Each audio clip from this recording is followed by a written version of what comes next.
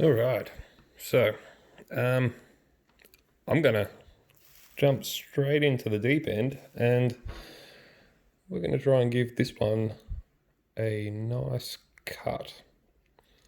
So, for those of you who were watching before, this one is the gem that I believe.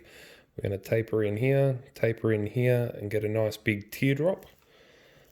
Quite nice blues, quite nice purplish colours coming out of this piece. Got a lot of grinding to do off this potch here, so that'll end up coming all the way down to about there. I don't have a coarse knife sharpening block, so what I've got here is just I've got a 15 kilo honey bucket lid. This has all got water in it. Under here I've got a microfiber cloth which is wrapped around my knife sharpening diamond stone. That's a 600 grit stone, but I think that that's going to be far too slow for the initial forming and shaping. So I've just put a microfiber cloth here. I've got a piece of 180 grit sandpaper, and yeah, I'm basically gonna start at 180 grit and work my way all the way up to 1200 to 1500 grit sandpaper with the polish. And then we'll look at getting some xerium powder or cerium powder, depending on how you say it and whether or not I'm saying it correctly. But yeah, we're literally going to start just shaping and see how we go and see what happens, and if this will be the best way for me to make my start. So I'm just going to begin by just putting a bit of water onto the sandpaper.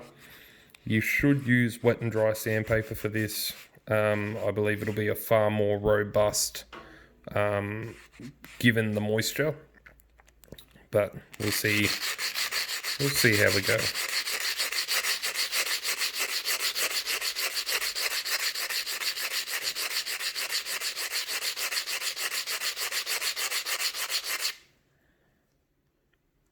From what I've seen, we just start grinding away, and given the fact that I'm doing it with sandpaper and by hand, it's going to be far easier to spot and correct any mistakes very quickly.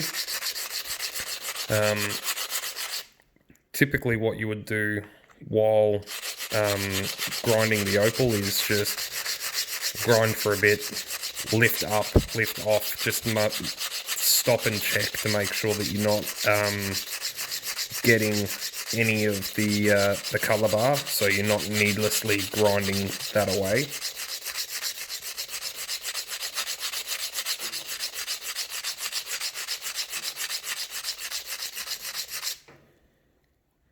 So I can see that that's smoothing down. You can see there that this part's already flattened off relatively quickly, which is it's a good thing.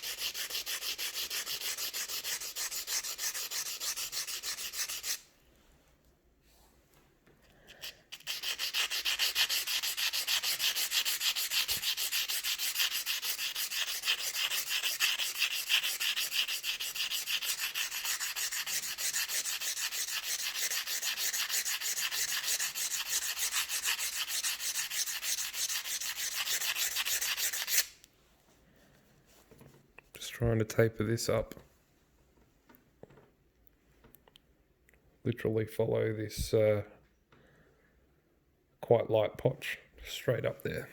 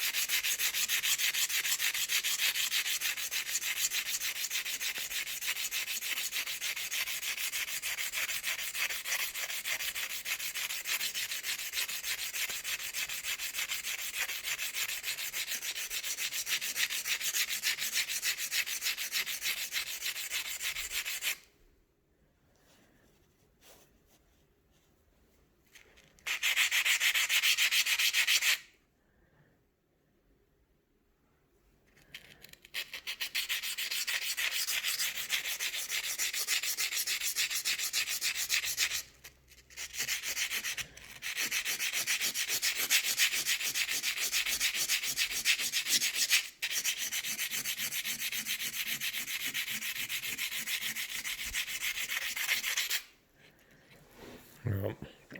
So you can see already that this is going to be quite a lengthy process. You can see things starting to smoothen out, slowly starting to get some shape coming down off the back edge here. I'm going to pause it there and check back in a little bit later. Alright, so it's now been 15 minutes and we've made this much progress. I found myself getting frustrated with the sandpaper as the sandpaper really did run out quite quickly. I've got my knife stone here that I wasn't going to use. It's my diamond knife stone. I wasn't going to use it straight away. And the reason for that was that the diamond stone is 600 grit. Now, my thoughts for that was that 600 grit would be far too high a grit, so nowhere near coarse enough to actually make headway through the opal. But as you can see there, that's already put a flat spot on the opal. One or two reasons is because one reason is potentially because I've taken away the microfiber cloth. It's no longer giving it that cushion and the give. The other reason is just because it says 600 doesn't mean it is. Yeah. Being that it's much harder as well, it's going to be a lot harder wearing. So it's quite probable that, you're going to get a far better wear out of a diamond stone rather than sandpaper. I think if I hadn't have made the swap right now, I would just be eating through so much sandpaper. Now what I'm doing here is just making sure that the stone's constantly wet. I want my opal to be wet, I want the stone to be wet, and this is pure and simply because if you heat up the opal too much, then you run the risk of burning the opal through friction, generating so much heat. And we do not want burnt opals.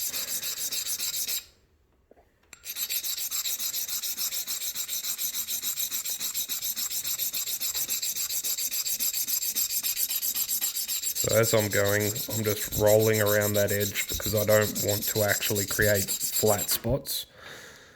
Now, this section here does protrude quite a bit, so I don't really have too big a risk there in doing that.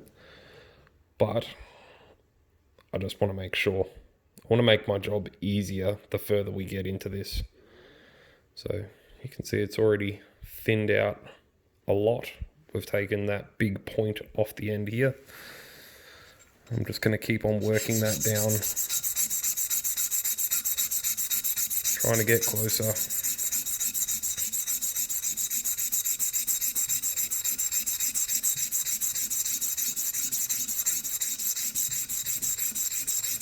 So I think for this knife sharpening stone, I think we paid somewhere in the ballpark of around $100. It's not super expensive as far as knife stones go, but it's not exactly cheap either.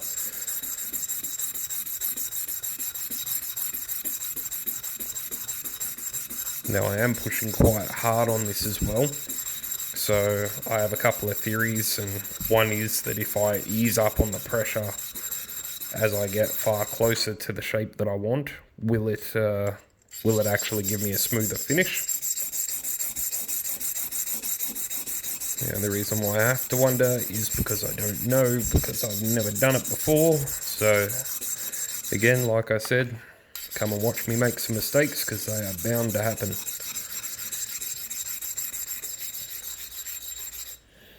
Alright. You can see it getting a little bit darker in the potch there too, which is promising. I'm going to keep rubbing away and I'll check back in again and we'll see what the progress is in about another 15 minutes. Alright, so I got a little bit distracted and lost track of time, but this is where we're at. So we've got a real rough teardrop shape happening, a little bit too high out here. Brought the thickness all the way down, which is quite good. We've got a bit of a high spot where the potch goes really close to that colour band, which that's no problem. And I've just started rolling the edges, which when you dry it off, you can see the cut marks there quite well. You can see where at the top there where I've started rounding it out. So what I've learnt so far just with this one stone is that I'm likely going to just go straight onto the knife cutting stone first. It is 600 grit, or at least it says that it's 600 grit. I think that it's somewhere closer to 350, 400 grit. But really the opal's reacting to it quite nicely, and it's actually shaping up really quite easily on it. And I mean, for the sake of $100 of getting your bare minimum lapidary style tools, I think for value for money in this application, it's actually quite a good win. Quite happy. So right now, I'm just trying to flatten out the back a little bit, give it some shape, but not majorly. The biggest concern that I have currently is that sand spot right in the middle. So I will have to, what I'm going to do is try and round the edges, and while I'm rounding the edges, just keep making light passes over the middle, seeing if I can't get that sand spot out of the middle, because that's probably my biggest concern with the gem so far, is that one inclusion right in the middle. So all I'm doing at the moment is rocking the stone from side to side, trying to round up the face.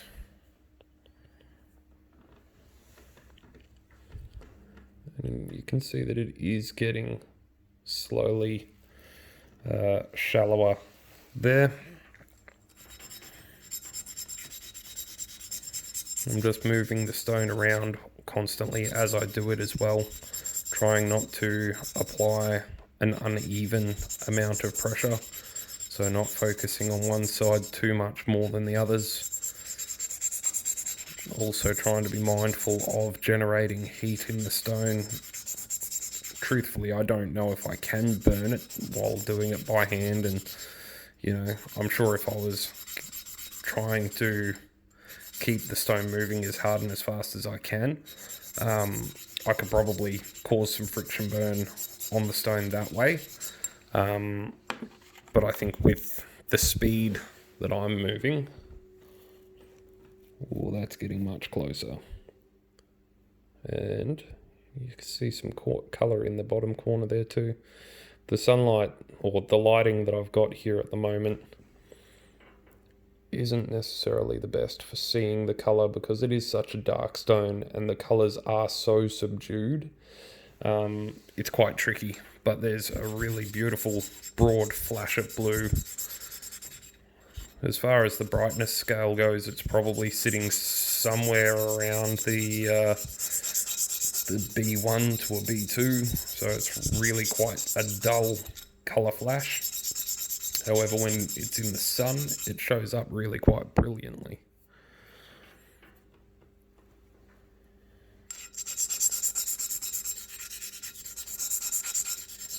So just rocking from side to side.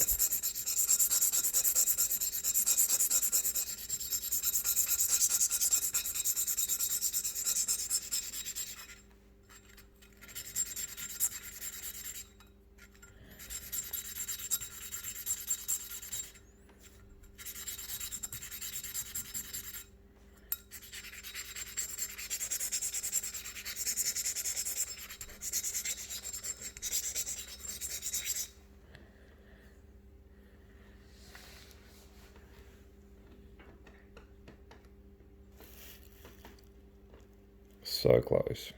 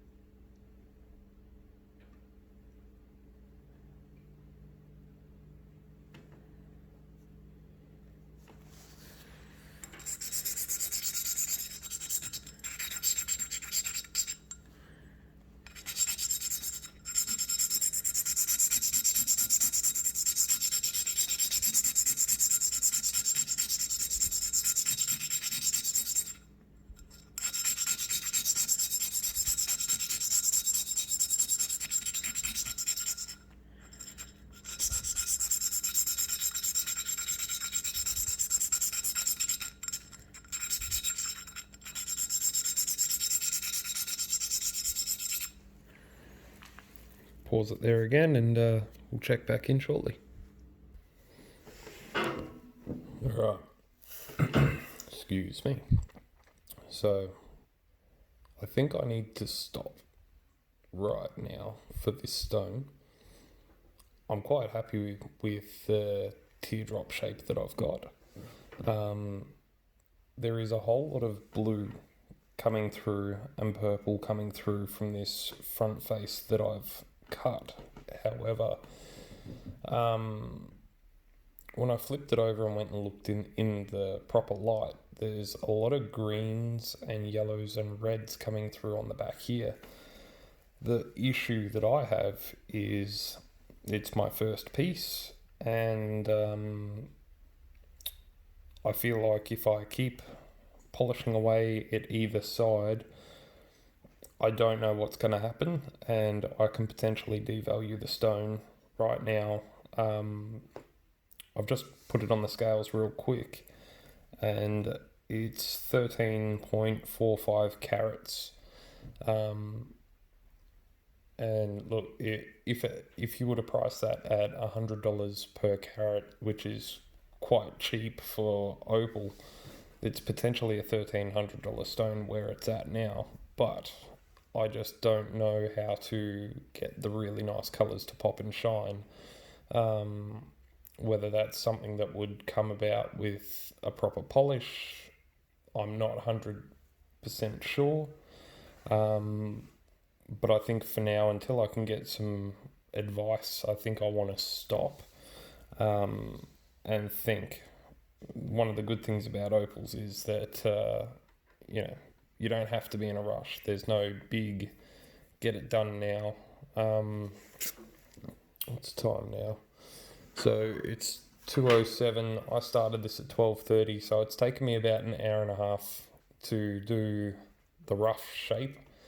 I'm actually quietly confident about passing up the grits for the sandpaper to get to a pre-polished form. I think potentially there's another hour and a half in that, and then with the cerium oxide, there's anywhere between an hour to 3 hours worth of polishing there. So I believe I said I'm potentially looking at about 10 hours per stone, which that should have me sitting somewhere around 6 to 7 hours per stone. I'm going to move on to this one, see what we can do there, and we'll see what happens. Keep plugging. Thanks, guys. Stay tuned.